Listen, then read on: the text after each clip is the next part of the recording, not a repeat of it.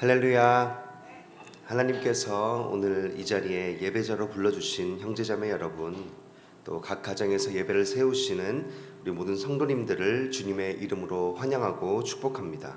오늘 기도회를 통해 말씀의 은혜와 기도의 능력으로 소망을 이루는 복된 삶이 되게 해주실 줄 믿습니다.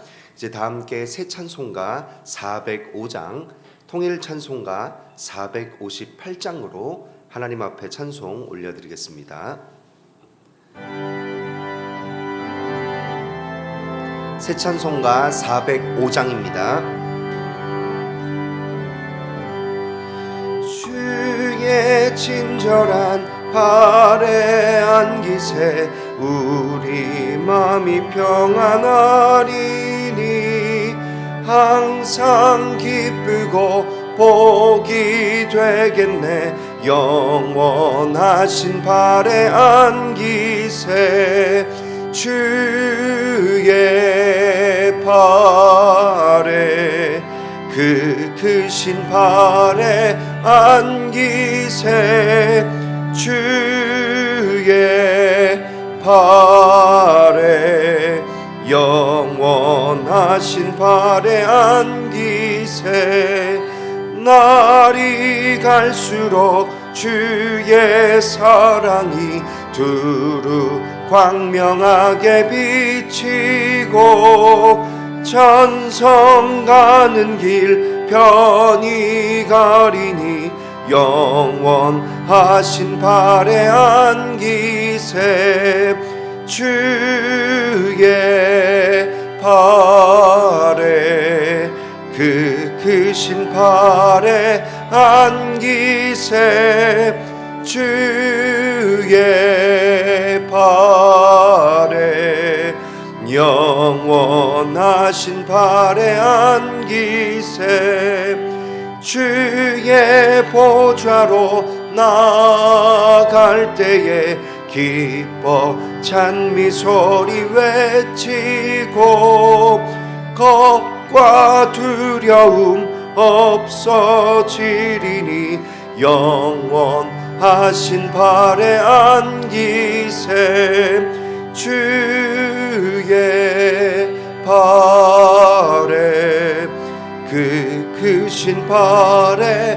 안기세 주의 발에 영원하신 발에 안기세. 아멘. 오늘 우리에게 주시는 하나님의 말씀은 신명기 1장 29절부터 33절까지의 말씀입니다. 신명기 1장 29절부터 33절까지의 말씀, 구약 성경 260면에 있습니다. 260면에 있는데 우리 31절과 32절 두 절을 함께 합독하도록 하겠습니다. 신명기 1장 31절과 32절만 합독하도록 하겠습니다. 같이 읽겠습니다. 시작. 광야에서도 너희가 당하였거니와 사람이 자기의 아들을 안는 것 같이 너희의 하나님 여호와께서 너희가 걸어온 길에서 너희를 안으사 이곳까지 이르게 하셨느니라 하나 이 일에 너희가 너희의 하나님 여호와를 믿지 아니하였도다. 아멘. 저는 목사입니다. 그런데 목사이기 이전에 한 가정의 가장이기도 합니다. 제가 결혼하고 아이를 가지기 전에는요, 이 가정을 지키고 그리고 가장으로서 이 가게를 책임져야 된다는 이 무게감이 그렇게 큰지 사실 잘 실감하지 못했습니다.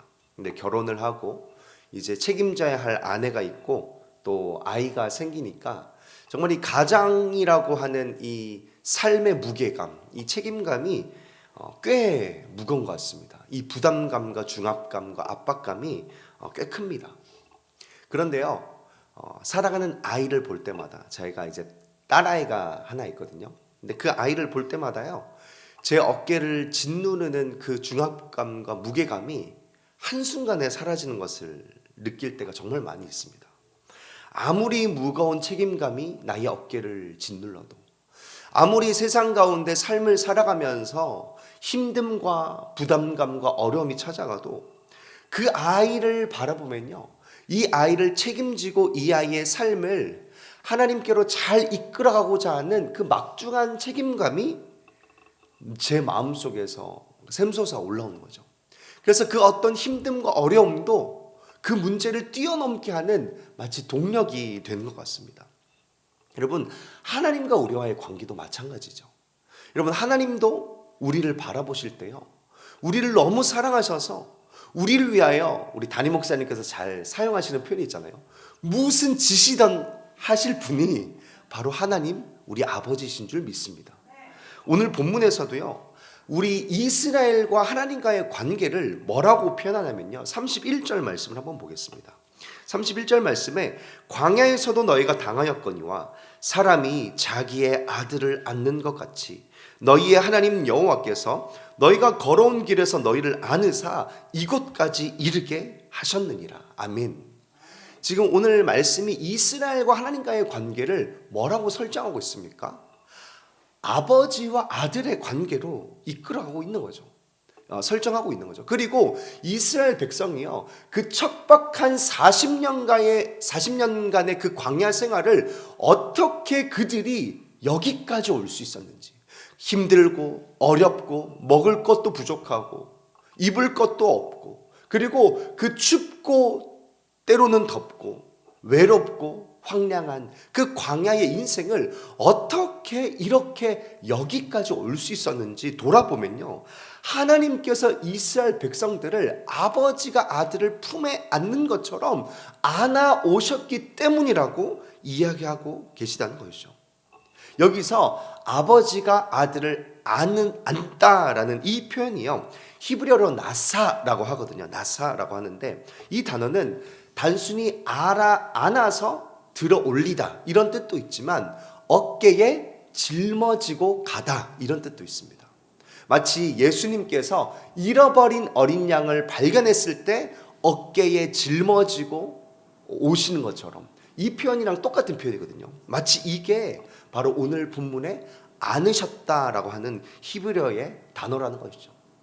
이 나사라는 단어는요, 하나님께서 우리를 향한 그 끔찍한 사랑을 표현하시는 거예요. 그런데 이것은 단순히 플라토닉적인 사랑이 아닙니다. 그냥 말만 하는 사랑이 아닙니다. 실제적인 사랑인 줄 믿으시길 바랍니다. 아멘. 정말 하나님이 우리를 사랑하신다는 거예요. 그래서 품에 안으신다는 거예요. 이 하나님의 안으심은요, 실제적인 보호하심을 뜻합니다. 실제적인 지키심을 뜻합니다. 실제적으로 우리의 인생을 이끌어가시고 책임지시는 하나님 아버지의 은혜를 바로 이 안으심으로, 그 따뜻한 스킨십으로 표현했다는 것이죠. 이런 모세는요, 이 아버지 되심의 하나님의 그 안으심을요 경험했던 사람이었어요. 그래서 신명기 33장 27절 말씀에 잘 적어두시고 제가 읽어드리겠습니다. 신명기 33장 27절에 모세가 이렇게 고백하는 거예요. 영원하신 하나님이 내 처소가 되시니 그의 영원하신 팔이 내 아래에 있도다. 아멘. 그러니까 모세가 경험한 거예요. 하나님이 나의 아버지가 되셔서 이 영원하신 하나님께서 나를 그 영원하신 팔로 꼭 안아주심을 경험했다는 것이죠. 여러분, 이사야서 46장 3절과 4절 말씀에 뭐라고 이야기하고 있는지 아세요? 이거는 꼭 적어 놓으십시오. 이사야서 46장 3절과 4절 말씀인데요, 제가 읽어드리겠습니다. 잘 한번 들어보세요. 야곱의 집이여, 이스라엘 집에 남은 모든 자여, 내게 들을지어다. 배에서 태어남으로부터 내게 안겼고 태에서 남으로부터 내게 업힌 너희여. 이게 다 나사, 히브리어, 내가 너희를 품에 안았어. 태어날 때부터 너희를 안고 있었어. 태어날 때부터 내가 너희를 업어 키웠어. 근데 단순히 어린 시절만 하나님께서 우리를 지키시고 보호하시고 그 권능의 팔로 품으셨습니까? 그렇지 않다는 거예요. 4절 말씀을 보십시오. 너희가 노년에 이르기까지 내가 그리하겠고, 할렐루야, 백발이 되기까지 내가 너희를 품을 것이라. 내가 지었은즉 내가 업을 것이요 내가 품고 마지막에 구하여 내리라. 아멘. 하나님이 우리를 너무 사랑하셔서요.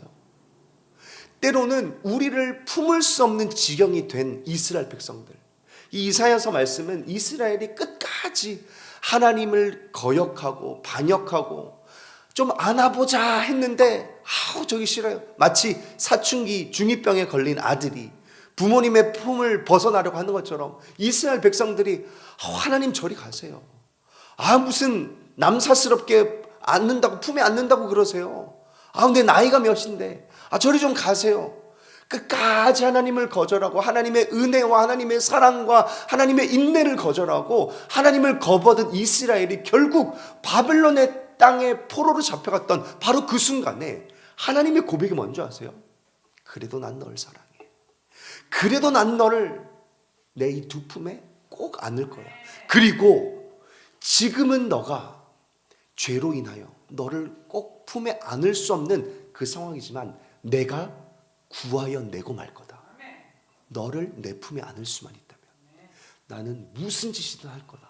하나님이 약속하시는 것이죠. 여러분, 그래서요, 이 필립 얀시가요, 이 놀라운 하나님의 은혜라는 책에서 이렇게 설명합니다. 은혜는 충격적일 만큼 개인적입니다. 하나님은 세상의 거대한 기계가 마치 온 우주 만물을 움직이고 다스리는 것, 이것보다 길을 잃어 울고 있는 자신의 한 아이를 품고 안고 달래시는 그 순간을 가장 소중히 여기십니다. 아멘. 그러니까 하나님은요, 언제 세상에서 가장 큰 기쁨을 누리는 줄 아세요? 우리가 하나님의 품에 푹 안겨가지고 아빠 힘들었어요. 아빠 나 좀 위로해 주세요. 아빠 나에게 하나님의 도우심이 필요합니다. 하나님의 응답이 필요합니다. 하나님의 역사하심이 필요합니다. 하나님 아버지의 마음이 필요합니다. 하나님 도와주세요. 더 이상 우리가 무서워하는 종의 영을 받지 아니하고 성령을 통해 아빠 아버지라 부르짖느니라. 바로 그 고백을 하나님께서 가장 기뻐하신다는 것이죠. 어제까지 이 5일간의 특별 새벽 기도회가 끝났습니다. 매일 새벽 4시까지 교회에 와서 이 퍼포먼스 리허설을 했어야 됐기 때문에 갑자기 불현듯 그 얼굴이 파래지는 아바타 문짝이 떠오르는데 그 리허설을 해야 됐기 때문에 지난 5일간 새벽 2시에 이제 일어나가지고 이제 채비를 하고 교회에 왔습니다. 그리고 이제 잠 한숨 자지 않고 이제 아침부터 연습하고 또 여러 가지 대본 점검하고 또 하루 일과를 진행하고 집에 오다 보니까요, 집에만 도착하면 녹초가 되어 있는 거예요. 잠도 부족하고 잠도 못 잤던 피곤이 막 몰려오는 거예요. 그런데 집에만 가면 딸아이가 저를 그렇게 반겨줘요. 아빠 하고 버선발로 저를 뛰어나와서 반겨줍니다. 제가 아이 이름이 수아인데 수아를 번쩍 안아서 탁 품에 안으면요, 제가 이렇게 수아를 이렇게 보고 싶었어라고 토닥토닥 이제 두드려 주는데 그 아이가 고사리 같은 손으로 저를 이렇게 토닥토닥 해주는데 지도 따라서 이게 무슨 의미인지 아는지 모르는지 모르겠지만 토닥토닥 해주는데 그게 그렇게 위로가 되는 거예요. 그게 그렇게 위로가 되는 거예요. 하루의 모든 피로를 녹이는 이 따스함인 거예요. 여러분, 하나님도 마찬가지예요.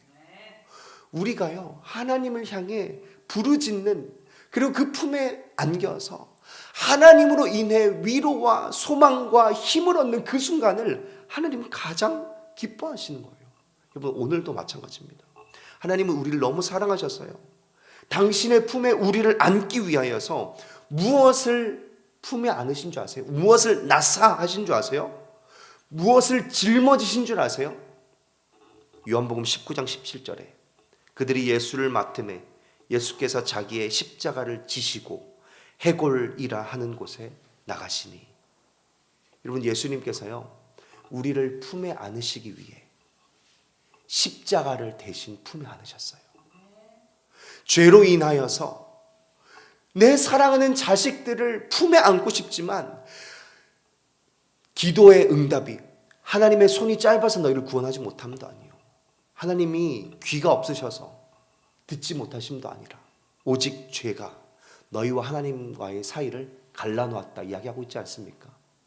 우리를 품에 안지 못하시는 그 절절한 하나님의 마음이 다시 한 번만 너희들을 내 품에 안아볼 수만 있다면 내가 무슨 짓이든 하겠다, 내가 무엇이든 끌어안고 짊어지겠다 라는 이 마음 때문에 예수님이 십자가를 나사 하신 거예요.